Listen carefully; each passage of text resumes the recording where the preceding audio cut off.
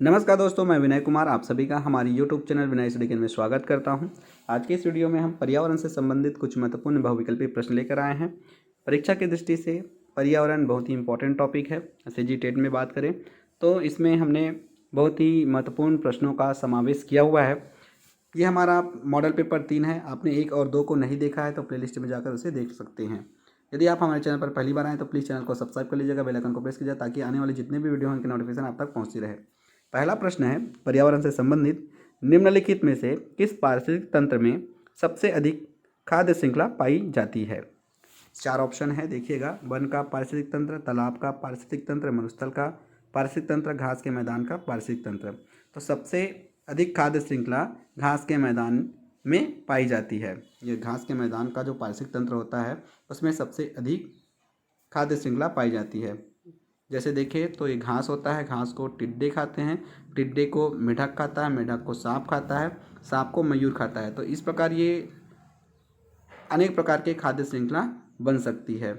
यहाँ पर सांप को कोई और जानवर खा सकता है, मेढक को और कोई जानवर खा सकता है। तो इस प्रकार ये लंबी खाद्य श्रृंखला बनती है। तो ऑप्शन डी यहाँ पर बिल्कुल सही होगा। दोस्तों, यदि आप इंस्टाग्राम, फेसबुक, ट्विटर चलाते होंगे तो ये हमारा ट्विटर हैंडल है, जाकर हमें फॉलो कीजिए।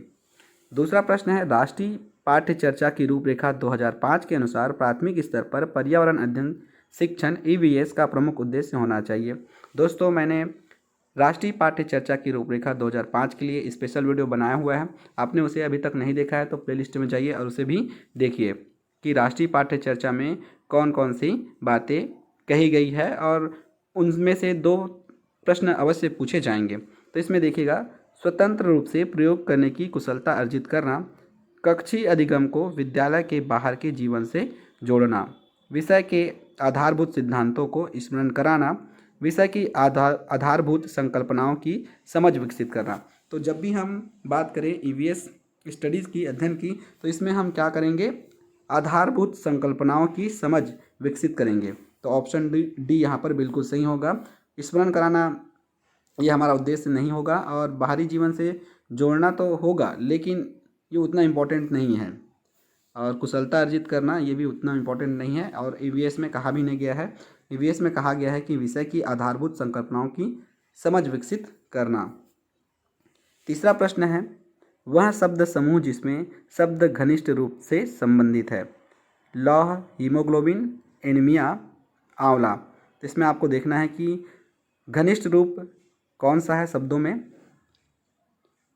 मच्छर, मलेरिया, एनीमिया, रक्त। हाँ, ये बिल्कुल सही है। अगर देखें तो रक्त में एनीमिया होता है, किसके कारण, खून की कमी के कारण, और मच्छर के काटने से मलेरिया होता है।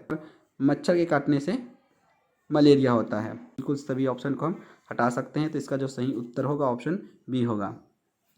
24वां प्रश्न है, यदि आप बच्चों को इस राज्य के उत्तरी हिस्से में टूर पर ले जाते हैं तथा कहते हैं कि हाथियों के झुंड के बारे में सही कथनों को चुनिए, उसका संभावित उत्तर क्या होगा।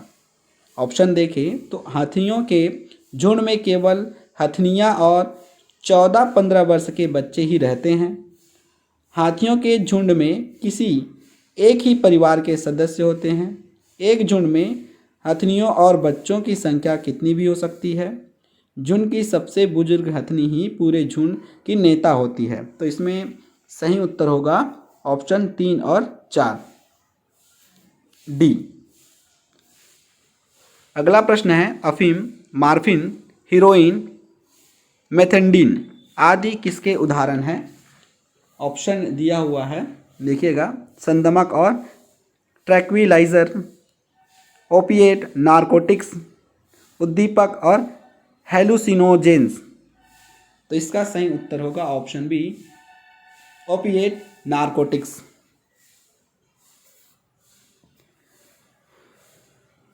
26वां प्रश्न है, बच्चों को कहे कि वे देखें कि पक्षी अपना गर्दन को बहुत अधिक हिला सकते हैं। इस कारण के संबंध में उसका संभावित उत्तर होगा, वे उड़ सकते हैं, पक्षियों की आँखों की पुतली स्थिर होती है, पक्षियों की आँखें छोटी होती है, उनके कान पंखों से ढके होते हैं। इसका सही उत्तर होगा पक्षियों की आँखों की पुतली स्थिर होती है। तो ऑप्शन बी बिल्कुल सही होगा।